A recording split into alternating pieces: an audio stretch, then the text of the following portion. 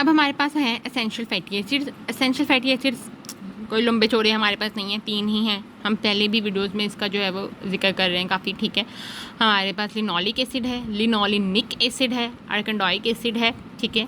हम कहते हैं अगर हम लिनोलिक एसिड का स्ट्रक्चर देखें तो हम देख सकते हैं कि इसके पास हमारे पास 18 कार्बन्स हैं, 2 डबल बॉन्ड्स होंगे 9 और 12 पे।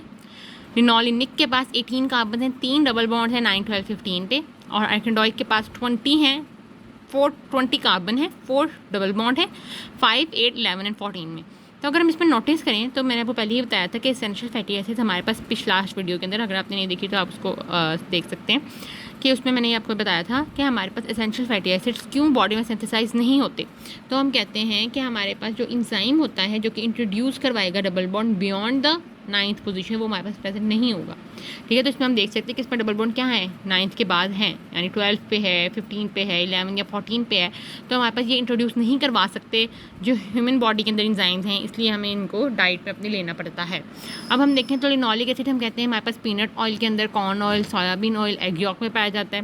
लिनोलिनिक जो है वो लिवर ऑयल, फिश के विस्ट्रास के अंदर या सोयाबीन ऑयल में। जबकि आर्कनडोइक एसिड हम कहते हैं हमारे पास लिनोलिक एसिड से जो है वो हमारे पास जो है वो बन जाता है, लिनोलिक एंड लिनोलिनिक एसिड से। तो इसके लिए हमें इतना नहीं, हम दोनों अगर लिनोलिक और लिनोलिनिक एसिड की ही अपने अंदर अमाउंट को मेंटेन रखें तो आर्कनडोइक एसिड की डेफिशिएंसी नहीं होगी। फिर हम कहते हैं हमारे पास फंक्शंस हैं। फंक्शंस में हम कहते हैं हमारे पास स्ट्रक्चरल कंपोनेंट होगा टिश्यूज़ का, गोनैड्स का स्ट्रक्चरल एलिमेंट्स होता है, पोस्टर ग्लैंड की सिंथेसिस में हमारे पास हेल्प करेगा। सैचुरेटेड कंपोनेंट्स होता है हमारे पास माइटोकॉन्ड्रियल मेम्ब्रेन का, प्रिवेंट करता है हमारे पास डेवलपमेंट ऑफ फैटी लिवर और या आर्थरोस्क्लेरोसिस या एंजाइना, मायोकार्डियल इन्फ्रैक्शन नहीं होने देगा, ठीक है। ये हमारे पास के बेसिक फंक्शन थे। अगर हम इसके थोड़ी डिटेल के अंदर जाएँ तो हमारे पास ये कि हम कहते हैं सेल और सेल मेम्ब्रेन में किस तरह से, यानी फॉस्फोलिपिड्स हम कहते हैं हमारे पास बनी ही सेल और सेल मेम्ब्रेन की। अगर आप उसका स्ट्रक्चर देखा है, ये हमारे पास जो है वो हम फॉस्फोलिपिड का स्ट्रक्चर भी देखें तो हमारे पास ग्लिसरॉल होगा, फैटी एसिड्स लगे होंगे, फॉस्फेट और हमारे पास कोई भी नाइट्रोजनस बेस। तो हम कहते हैं हमारे पास जो फैटी एसिड्स होंगे ये हमारे पास एसेंशियल फैटी एसिड्स यहाँ पे लगे हुए होते हैं। तो हम कहते हैं हमारे पास फॉस्फोलिपिड्स जो है वो यहाँ से बने होंगे। और अगर इनकी डेफिशिएंसी है तो हमारे पास स्किन के अंदर एक्जीमिया, लाइक डर्माटाइटिस वगैरह स्किन इशूज़ हमारे पास हो सकते हैं, किडनी डैमेज हो सकती है, ठीक है वहाँ पे। इसके अलावा हम कहते हैं माइटोकॉन्ड्रियल मेम्ब्रेन के अंदर बहुत इंपॉर्टेंट होते हैं, क्योंकि माइटोकॉन्ड्रियल मेम्ब्रेन के अंदर हम कहते हैं हमारे पास जो है वो रिच होती है हमारे पास जो माइटोकॉन्ड्रियल मेम्ब्रेन है एसेंशियल फैटी एसिड्स में।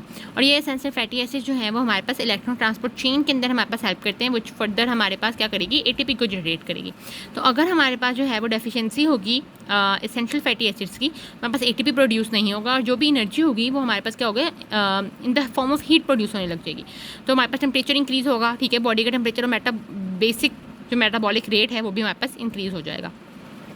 इसके अलावा हम कहते हैं लिपिड की ट्रांसपोर्ट करी होती है लिवर से पेरिफेरल टिश्यू में और पेरिफेरल टिश्यू से लिवर में लेके जाएगी। और अगर हमारे पास इसकी डेफिशिएंसी हो रही है तो हमारे पास फैटी लिवर हो जाएगा और कोलेस्ट्रॉल जो है वो इंक्रीज़ हो जाएगा।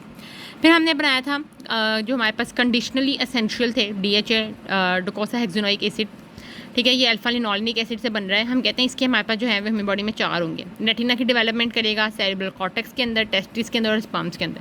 और अगर इनकी डेफिशिएंसी है तो हमारे पास विजन के अंदर जो है वो रेटिना है तो वहाँ पे विजन में मसला होगा। रेटिनाइटिस हमारे पास पिगमेंटोसा होने का, जो कि हमारे पास मेनली चाइल्ड में होगा, क्योंकि हमारे पास चाइल्ड में ही ये हमारे पास एसेंशियल हो रहा होता है, ठीक है। तो हम कहते हैं विजन में और रेटिनाइटिस पिगमेंटोसा, ब्रेन की डेवलपमेंट सही नहीं होगी और रिप्रोडक्शन कैपेसिटी भी हमारे पास क्या हो जाएगी, रिड्यूस हो जाएगी।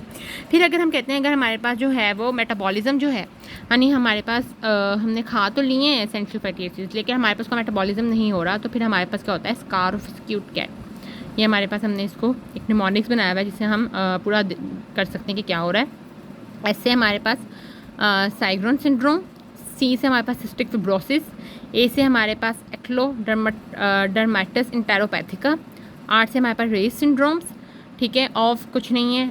हिज में H से हमारे पास हेपेटोरीनल सिंड्रोम है, क्यूट के C से हमारे पास क्रॉन डिजीज़ है और कैट से हमारे पास सिरोसिस ऑफ द लिवर है, ठीक है। तो हम ये कह सकते हैं अगर हमारे पास मेटाबॉलिज्म जो है वो नहीं हो रहा सही हमारे पास एसेंशियल फैटी एसिड्स का, तो हमारे पास ये सब कुछ हो सकता है।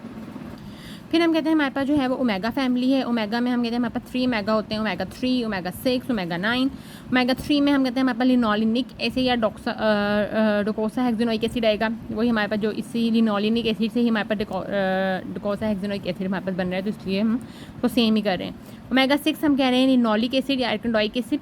अगर हमारे पास आ जाता है MCQs के अंदर कि which one of the following fatty acid belongs to the omega 6 family, ठीक है। और उसमें दोनों ऑप्शन होते हैं, लिनोलिक एसिड भी होता है, आर्केनोइक एसिड भी होता है। तो हमने प्रेफरेंस में ज़्यादा लिनोलिक एसिड देना है क्योंकि आर्केनोइक एसिड से सिंथेसाइज हो सकता है, ठीक है। तो हमने लिनोलिक एसिड देना है। और ओमेगा 9 में हम कहते हैं हमारे पास क्या आएगा, ऑलिक एसिड आने वाला है। फिर हम कहते हैं कि अगर हमारे पास जो है ओमेगा 3 है वो हमारे पास किस तरह से हेल्पफुल है, तो ओमेगा 3 की हमारे पास जो है वो पूरी लिस्ट है।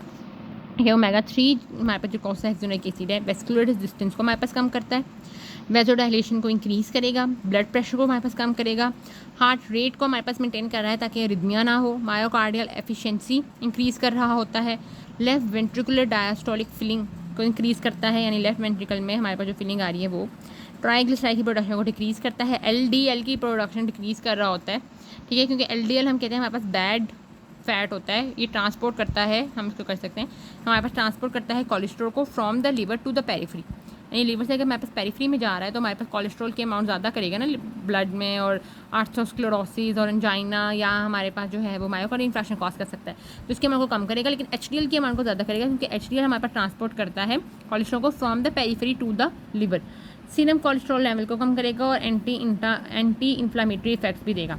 तो ये हमारे पास सारा का सारा जो है वो ओमेगा 3 करेगा। ओमेगा 6 भी हम कहते हैं तकरीबन सेम फंक्शन है, प्रिवेंट करता है हमारे पास फैटी लिवर को, हम कहते हैं कोसाहेक्सिनोइक एसिड रेटिना ऑफ आई के अंदर हमारे पास होता है, मेंटेन कर रहा होता है वीएम ऑफ द रिएक्शंस को। तो ये हम कहते हैं हमारे पास ओमेगा फैमिली है, इसके हमारे पास मेनली अगर हम देखें तो हार्ट से रिलेटेड हमारे पास जो है वो हमने ज़्यादातर बताए हैं। तो अगर हमारे पास हम इनको एसेंशियल फैटी एसिड्स को लेते रहेंगे तो हमारे पास ये सारी जो प्रॉब्लम्स नहीं होंगी, लेकिन अगर हम इनको नहीं लेंगे तो हमारे पास ये जो है वो मसला करेंगे। तो हमारे पास ये हार्ट की एक तो बहुत इंपॉर्टेंस है, आइज़ के अंदर इसकी हमारे पास बहुत ज़्यादा इंपॉर्टेंस है और ये सब कुछ। तो ये हमारे पास सारी सीरीज़ थी लिपिड्स की, जिसमें हमने पहले लिपिड्स पढ़े, फिर उसकी क्लासिफिकेशन की, फिर हमने फैटी एसिड्स का नोमेनक्लेचर किया, उसकी क्लासिफिकेशन की, देन उनके फंक्शंस, और फिर हमने ओमेगा फैमिली देखी। So please subscribe to the channel and please like and share this video.